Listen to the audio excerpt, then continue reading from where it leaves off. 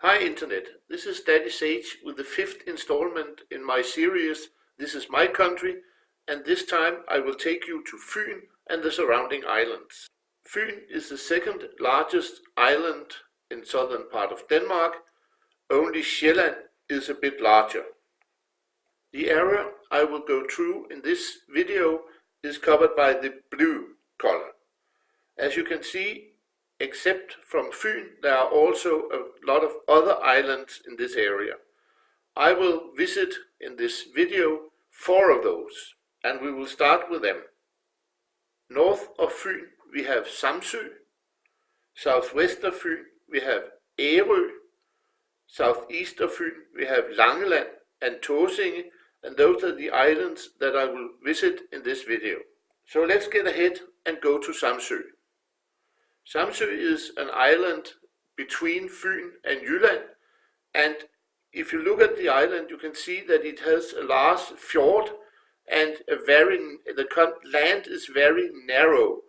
Where this narrow land is, a canal was built, or dock. A canal was dug, you can see. There's not much water left in the canal, but you can see where it once was. Archaeological research has discovered that this canal was dug already in 726. That's more than 1,300 years ago, in the beginning of the Viking ages. They think that the Viking navy was anchored in the fjord, and to get to the other side of the island very fast, they could go through the canal. This is the manor house of Brattingsborg, a manor dating back to 1120. Not the buildings, of course, but the place. The buildings are from the 1870s. And this is a church that's rather easy to see. It's a very small church, and it looks like it's maybe an old church, but actually it is not. The church is built in 1925, and it was lit with candles all the way up to 1965, when electricity was installed in the church. And now we go south to Ærø, south of Fyn, or southwest of Fyn.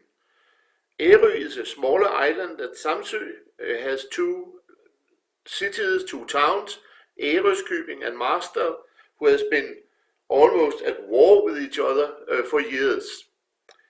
Ærø is one of the only places in Denmark that has its own flag, and that goes back to when Schleswig was a dukedom many years ago. Ærø belonged to the Duke of Schleswig, and they were allowed to use his flag, and they still do. This place is called Voderup Klint, Voderup Klint, or whatever it's pronounced in English. It's old deposits from when this area was covered with a warm ocean, and it's a clay deposit, and in the clay you find snails and stuff like that. That is snail fossils, proving that the water was rather hot at the time. And one of the towns on Ærø, called Ærøskøbing, is a town from dates back to 1250, and it has been a borough rights ever since 1560. It's a very cozy town, and I love visiting it. And then on to Langeland. The name Langeland actually means long land, and as you can see, it's a rather long but very narrow island. Between Langeland and Fyn, in the upper left corner, is the small island of Tåsinge, which I will get back to in a while. The only major town, if you can call it that, on Langeland is called Rudkøbing, and this is one of the streets in Rudkøbing. My paternal great-grandmother was born in Rudkøbing back in 1879 as the daughter of a tanner. She was one of 11 siblings, and she was one of only 2 who stayed in Denmark while the 9 other siblings and their parents immigrated to the United States between 1910 and 1920. So if she had followed the rest of the family, I would be an American instead of a Dane. That's a little bit strange to imagine. Here we have moved out to the countryside to a church called Humble Church. It's a church dating back to 1250. What is special about this church is that the bell tower is not placed in the end of the church, but in the center of it. Not too far from the church you find this dolmen. The name of it is King Humbles grave, eller Kong Humbles grav. King Humble was a Danish legendary king who lived in the 4th century. Some people think that he was the same as the Goth king Humal, but he probably wasn't. And it's definitely not his grave, as this grave goes back 4,000 years. There have been found 4,000-year-old bones in the grave. The dolmen is 30 feet wide and 180 feet long, so it's quite a big dolmen for its day. And now we have moved over to Tåsinge, the other small island between Langeland and Fyn. This is St. Jørgens Kirke, or in English, St. George's Church, in a very small village called Landet. The church itself is not that interesting, but on the cemetery there are 2 very interesting graves. These are the graves of, on the right, Swedish Count and Lieutenant Sixten Sparre, and on the left, line dancer Hedvig Jensen, better known to the world as Elvira Madigan. The story of the 2 lovers who ended up killing themselves is very well known from the 1967 movie by Bo Widerberg. It's a movie where the so-called Elvira Madigan team is from. That is the Mozart's 22nd piano concerto, the andante from that concerto. The pictures of the 2 people are not on the graves. I've just added them in this picture. We will return to the main island of Fyn. As you can see, I have put the names of a couple of towns around the island. When I was a kid in school, you had to know the names of the towns of Fyn, and you have to be able to name them in the right order. So we had to say Odense, Kerteminde, Bogense, Middelfart, Assens, Faaborg, Svendborg, Nyborg. And I remember my geography teacher getting rather angry if we forgot one of them or put them in the wrong place. We have to know not only what they were called, but also where on the island they were located. And I will go through these towns, only with a few pictures from each town, but I will go through them in the order I just mentioned them. So I will be starting off with Odense.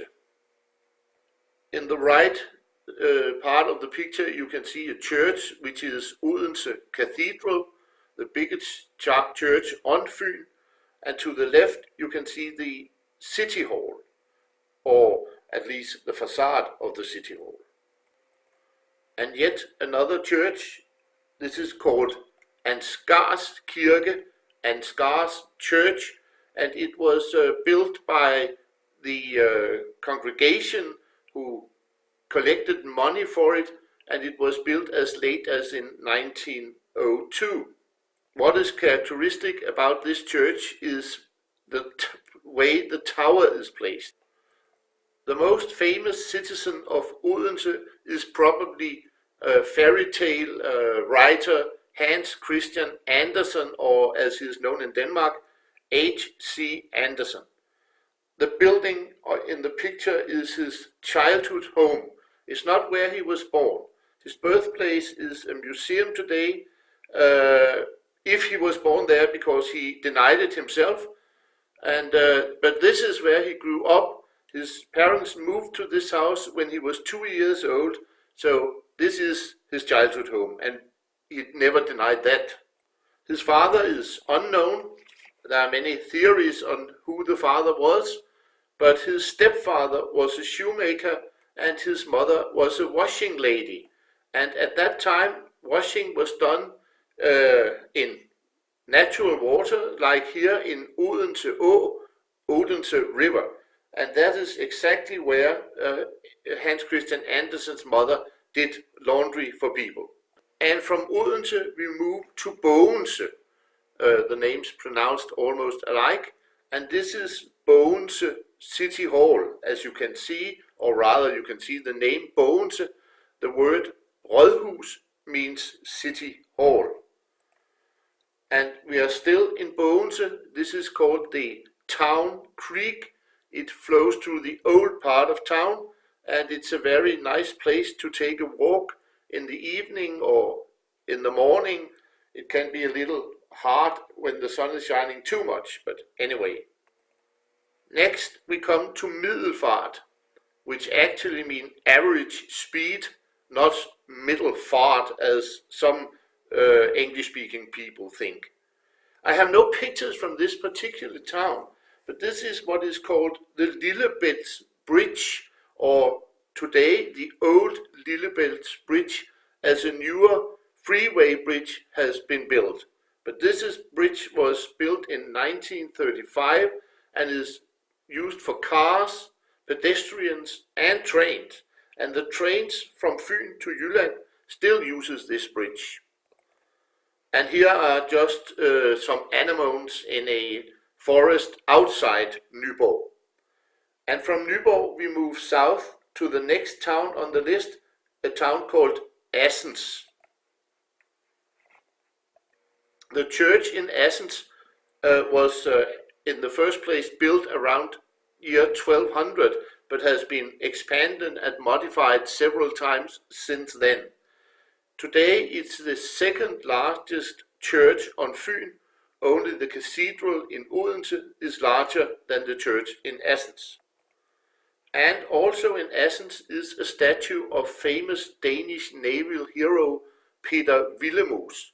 Peter Willemoes was born in Assens, and that's why his statue is here.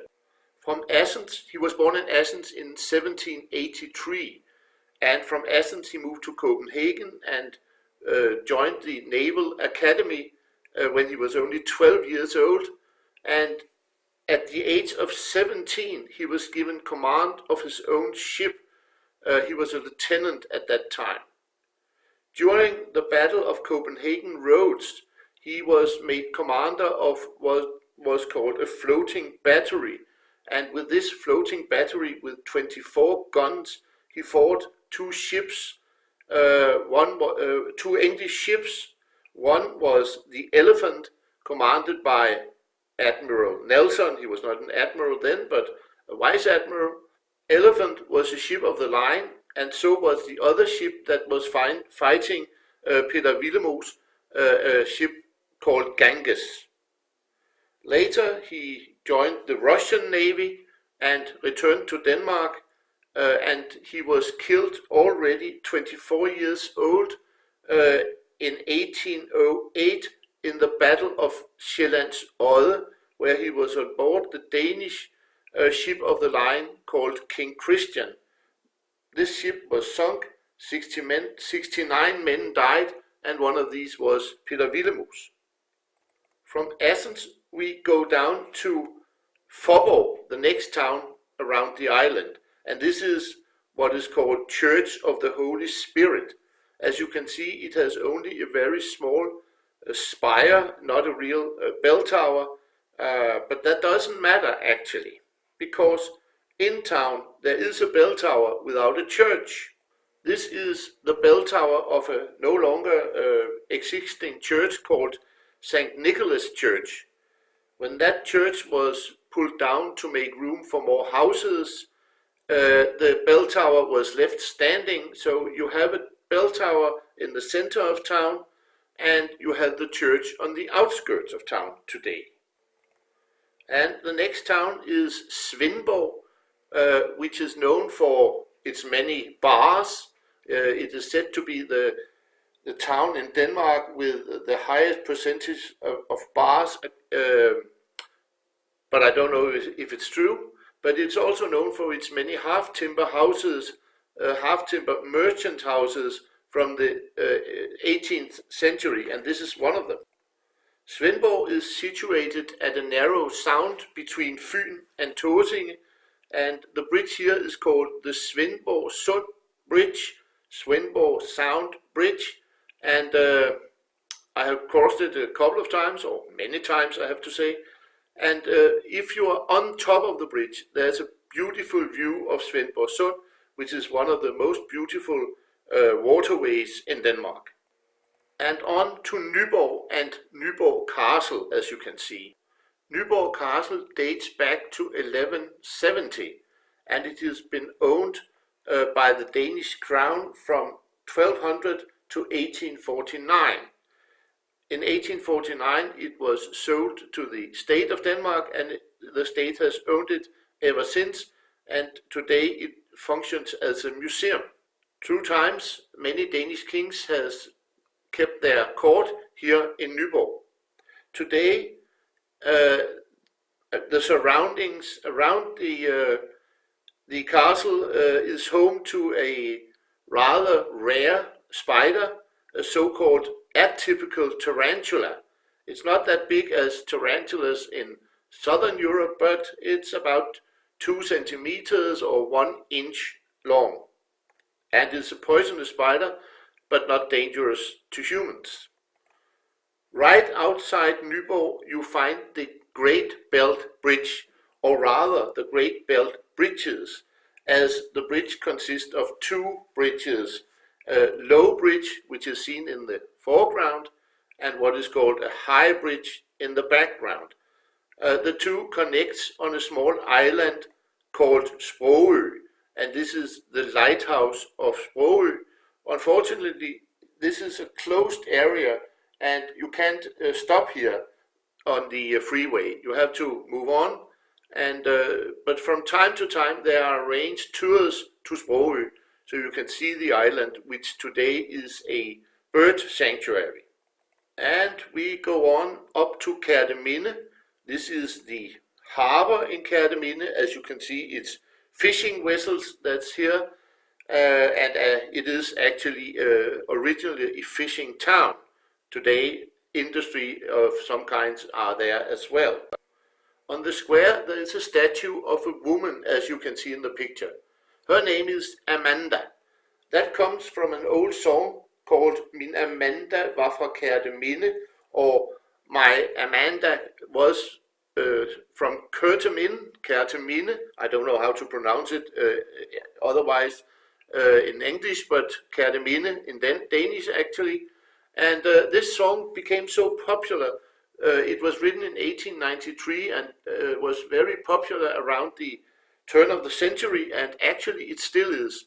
It was so popular that the town council of Kerteminde decided to put up a statue of this Amanda.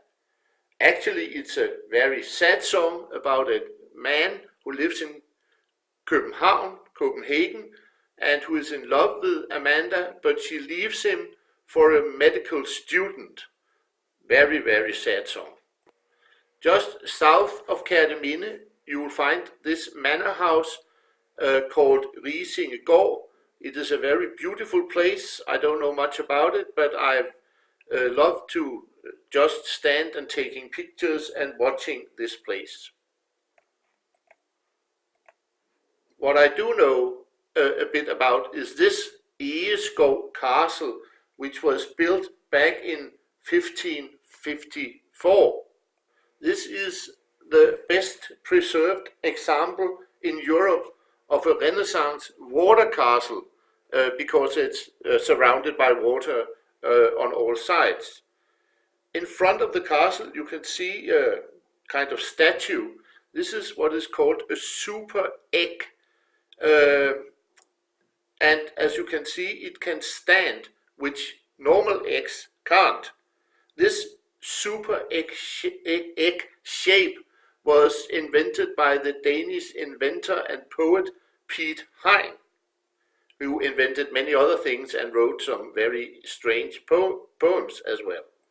Today you can visit the castle, as even if it's still a private property owned by Count Michael Ahlefeldt Laurvig Bille, very interesting name, but he has opened the castle to the public, or at least part of the castle to the public, and not least the gardens, where there are a maze, you can climb the trees, there are different museums with cars, motorcycles, aeroplanes, and things like that.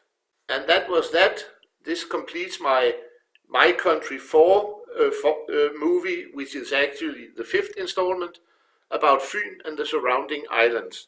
I hope you have enjoyed the video, and will get back when I put on on YouTube the next video, which will take us to Sjælland. Goodbye, and thank you for now.